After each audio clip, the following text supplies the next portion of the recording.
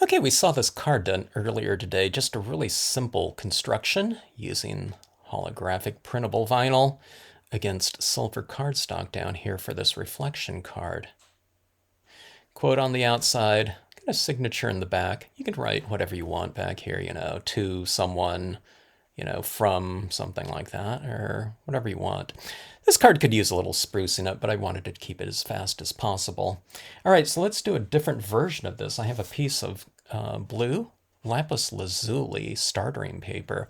It's just text weight, but I'm going to be positioning the silver cardstock down below, and a piece of Recollections blue jewel-toned metallic foil on top. Okay, now this is not a printable vinyl. It's just, blue cardstock.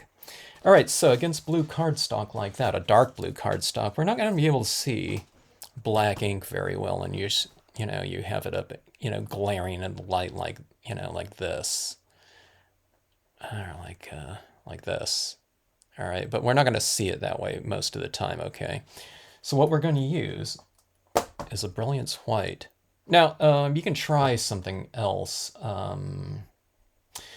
I'm not sure if like a white oil-based pigment ink is going to work, but something like StazOn White would probably work. I haven't tested it, but you can give it a try. Everyone should have, in my opinion, a black and white Brilliance pad, okay? I don't have a lot of colors of Brilliance, okay? It's not like, oh my God, I gotta get a whole new line of inks or something like that. No, I mostly use the black and white because they're very universal and they open up the doors in terms of what you can utilize in your what exists in your paper supplies already. You might have some metallics, some foils, colored foils. I don't know how many people have the printable vinyl, but that's really fun to stamp on, and you can stamp on it with the Brilliance because it is a water-based, fast-drying pigment ink. It's not an oil-based one, okay? And it's not a solvent one, like a, StazOn or something like that. All right, but see right there on this foil like that, that really stands out, doesn't it? It looks pretty cool, and it kind of makes it a winter card. I think this card would do fine as a Christmas card. All right, overlap your previous impression. Okay, now on this type of foil, this may dry and adhere. I don't think so though, so what I'm going to do is I'm going to spray seal this down with a workable fixative or something like a Krylon Crystal Clear, Krylon UV Resistant Clear, whatever you want. All right, so we have this full range of trees going across like that. Could be easier. Everyone always says, oh my God, that's like so hard to do. If you can stamp a word stamp that says, happy birthday, and overlap it, you can do this. It's just overlapping trees. It's designed to be overlapped. All right, so I'm going to spray this with probably the workable fixative. The triple thick clear glaze would work just fine too. Any kind of spray sealant on this is going to work just fine, but I'll just give you the gist of what this looks like in the reflected area down here, okay? I got to be careful that I don't, smear this because this is still wet, okay? But it'll look something like that. Look at that. Isn't that incredible? In that reflection. Okay, so I tell you what, I'm going to go ahead and do my effects up top here first, because I can spray seal those too. I don't need to spray seal the additions that I'm going to be putting on here, but, I might as well, I guess, while we're at it. Okay, so what I'm talking about is I have some bleed-proof white here. It's a opaque white watercolor paint, and it's really great for doing stars, snowfall, things like that, texturizing base of waterfalls, the splashing area. And I'm going to start off with that. Okay, see, let me get this all stirred up a little bit. You want it to be about the consistency of, I always say like a syrup or something like a maple syrup or something.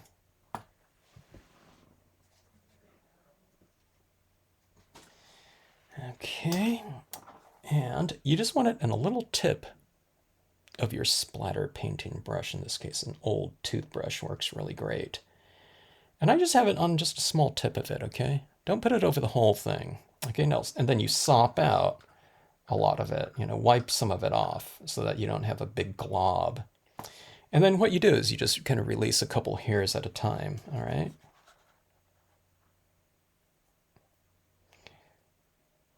And then I go back, I just release a couple at a time.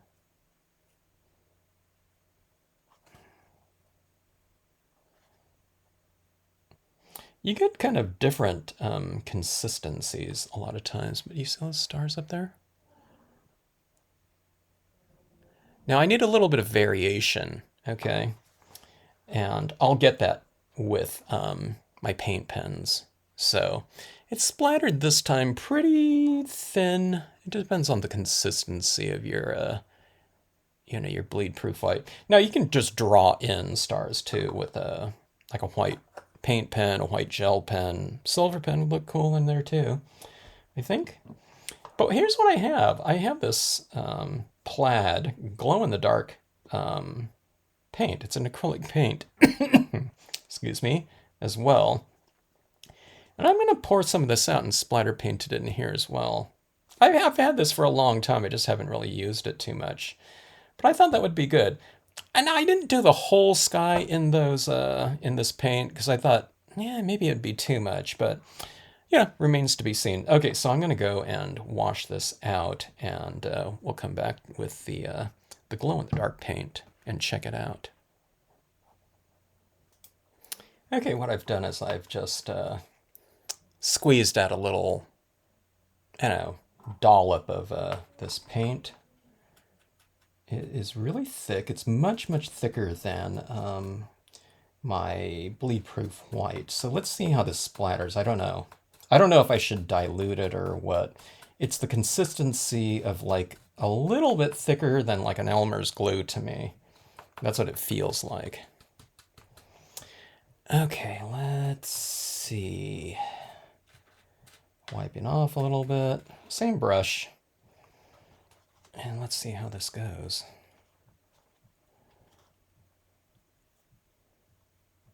Feels the same in terms of the splatter pattern.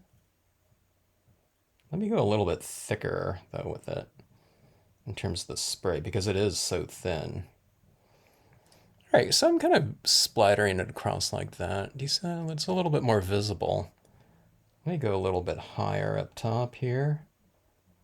And I'll go a little bit lower down here so that it kind of has a little bit of a, I don't know, kind of Milky Way vibe to it. I think it looks pretty good. Think about it like that.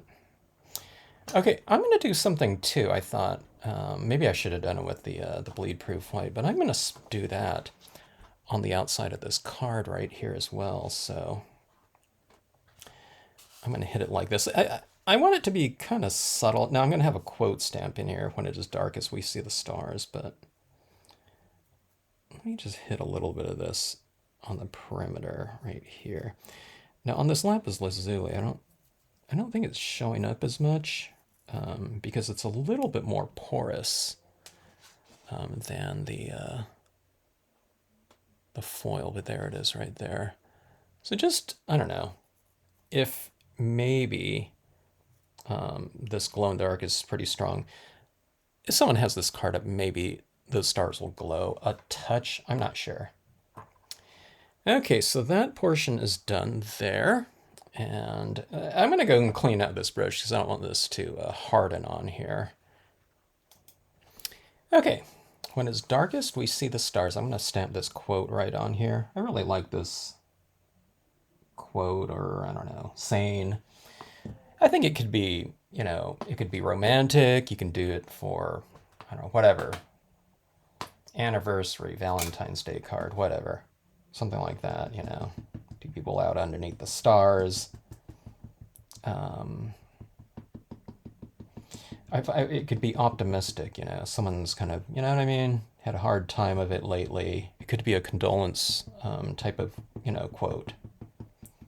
You know, just, you know, things will look up, you know, that type of thing. So different, potentially different meanings from this. All right, white paint again, okay? Or not white paint, but white pigment ink.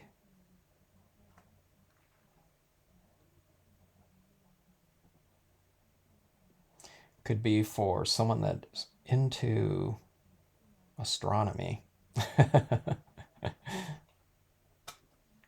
All right, see that right there? Just so simple against that iridescent lapis lazuli. I really like it. I never even heard the color lapis lazuli until I started using this paper. Okay, now on this front right here, we could use a little bit of variation on here, so I'm adding in some additional stars, okay? And we'll try to keep it a little bit varied. I'll put some on the back of the card as well.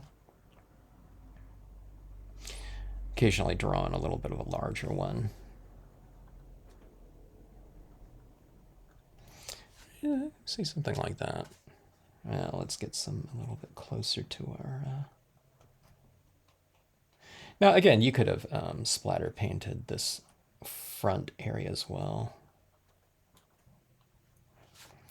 All right, but right in here, we can use a little bit of variation in here, okay? You can see a little bit of change in size in here, but let's go with a little bit of a larger star here and there.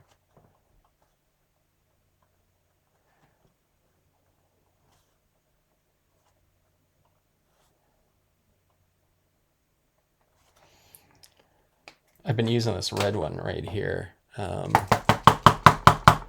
Maybe that's Mars or something like that. Let's put that one out here. I'll put a couple more in there somewhere, just for a little bit of a change. I don't know if someone noticed that or not. See that? Now look at that. That glow-in-the-dark paint, I think, is that lighter tinged. I don't know if you can see it in there. There's the beauty of that foil, though. It looks like a northern light shimmering up there, doesn't it? But see that that's the white gel or the white paint pen. But then the other ones that are kind of lighter are the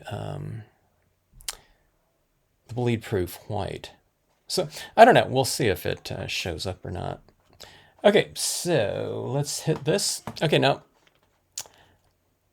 don't use the wrong thing on this foil, okay? This is just the silver foil cardstock. You really need to go with some sort of permanent ink on that, like a solvent ink. Use whatever brand you want, you know. I just go with the, you know, tried and true, whatever. Stays on.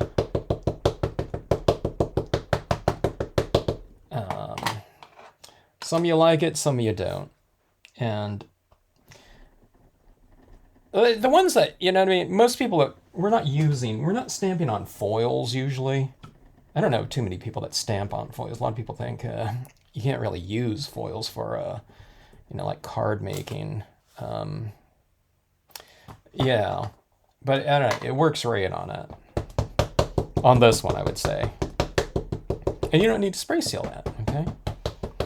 I used to use Brilliance on there, black, but then I'd have to spray seal it, and then when you spray seal something like that silver cardstock, it's not quite as glossy anymore, or mirrored. It tends to look more like it starts moving towards a brushed aluminum type, and it's not as reflective, okay, for our reflection cards. It looks okay, though, and you don't have to spray seal the whole thing. You kind of just, you know, spray the imagery that you stamp on there. But there is some kind of, you know, what do you call it? Overspray that gets on there. So You usually wouldn't want that if you didn't have to have it, okay? All right, so this is going down here. This is going to be dry really quickly, too. That's one of the things that's really cool about it. And then this is going on the top portion, like this. And look at that. Awesome kind of, you know, illusion. Look at that glow down there. It's kind of weird, huh? Look at that northern light type of glow up there.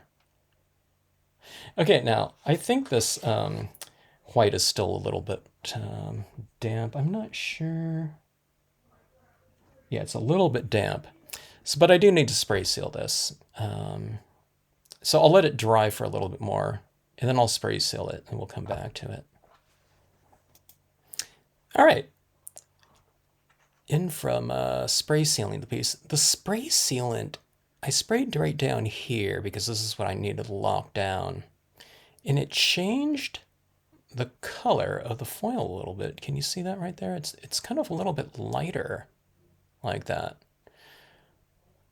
I don't know, it could be cool, I'm not sure. It's a little bit less reflective though.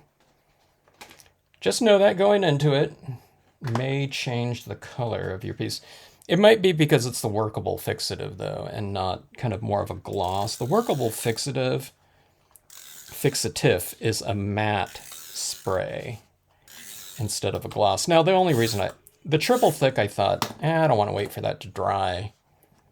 Okay, so what you do is you fold this like this. Not completely, but I have it at like a 90-degree angle so that you can bring this in here and just butt it up like this.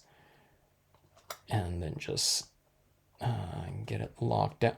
I'm not going to put in the little rowboat character in here, kayaker, on this one because this is a dark sky and you're not really going to see a dark silhouette down here very much. Now, I use these trees in here to flank this bottom area like this because you can see this in the reflected area. You can see this right here, this little angle right here where this top portion is going up here. It blocks off this down here, these corners a little bit, you know, to get rid of this illusion of you know, I don't know, whatever this reflection goes straight down here. And not the illusion, but I don't know, just that, the missing, I don't know, kind of portion of this, you know, top scene. All right, now I'm going to be a little bit careful here because I'm not quite sure if my trees were completely dry. I don't want to press down on the lower section too hard. All right. Yeah, they seem pretty good. And you have this at an angle this way now, and then you're bringing this in here like this, okay? And then you just butt it up right against there. Try to get it lined up pretty good. If you're a little bit off sometime by, I don't know, 1/16 of an inch, you see some white up here, and this, you know, side was a little bit over the edge, then just, you know, what I do when I'm done with this piece is I just go to a paper trim and I trim off, you know, a little bit off each side. But here you go. Like that. Look at that, how dramatic that is. And that is lighter down there and darker up there. I don't know. It's pretty cool. It doesn't change as much, though, you know, with the lighting in there. I think I messed up here on this piece. I have. When it is dark as we see the stars like that, you know, instead of on the front side. Like that. You're going to say, when it's dark as we see the stars. I don't know. Check that next time. All right. My mistake. I mean, I can leave that back there and have it as something else and, you know, love someone. You can put another quote up here. Actually, let me find another quote in here. It could be a word stamp or something like that. Here. We'll just keep it real simple. Let's go with starlight here. That may be kind of interesting to have, you know, two word stamps. The back will be, oh, I don't know, like a conclusion type of, I don't know, whatever, graphic, I guess. All right, let's get my brilliance pad here.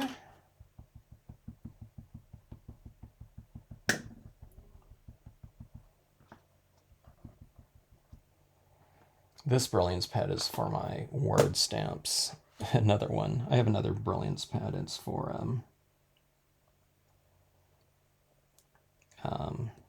like cotton ball applications of white pigment ink.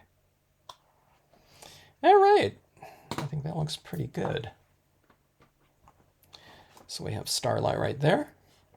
And then what they do is they open up their card like this. And they get that cool reflection card. Look at that. That kind of northern lighty type of effect in there. And you get that reflected in the water. But look at that. See that? That white, that reflection area, it kind of, there's a little bit of movement and kind of parallax to, you know, these trees like that. I don't know, I really love that look. Oh, okay, so let's see. I wasn't quite sure. I think the glow-in-the-dark paint is not slathered in there enough, so I don't think it showed up as much. So let me see if I can turn off some lights in here and we'll see what we can see. And I also have a black light that I'll turn on. All right, so this is just the card itself. You can see how much the glow-in-the-dark paint is glowing though. But you don't really see too much in the stars up here. Let me take a look and see what it looks like under the black light, if anything.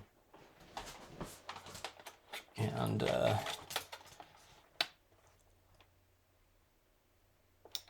okay, here we go.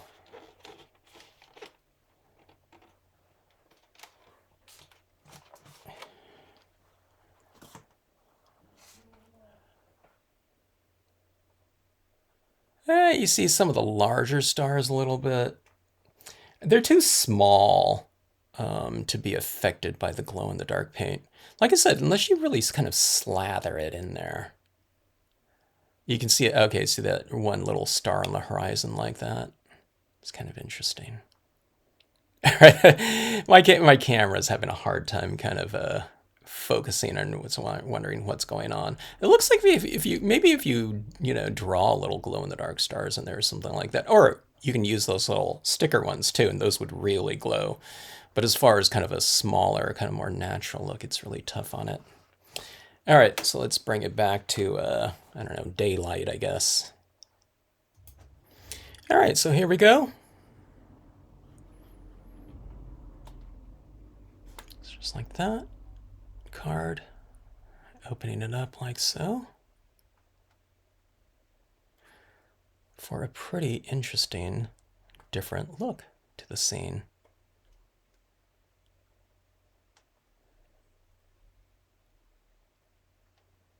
Look at that foil in there.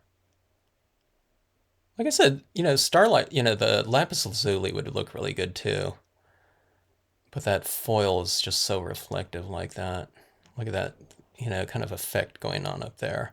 And then it reflects down here, and then it reflects back up here, to some degree. So pretty fun. So a couple different versions of this scene like this. Here it is with the holographic. That.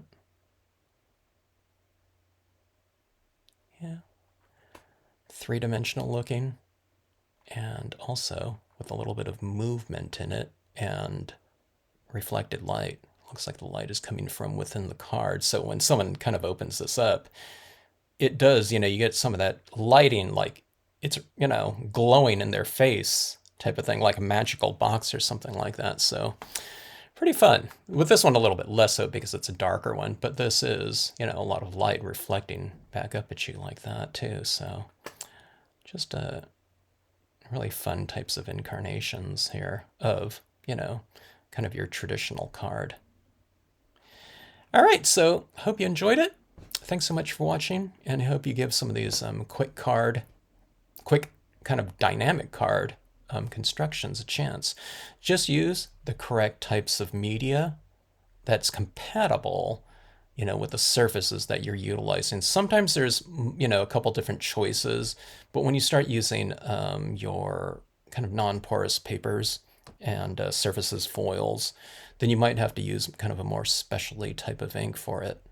But if you have the right type of ink, it makes for a really super easy process. And I don't know, something like this down here, a lot of people have like a StazOn, type of pad for that. So, or other type of permanent archival ink. Just test it out and see if it works, before you go into your final card is what I would recommend if you're not quite sure, or you can ask me. Okay, thanks so much for watching.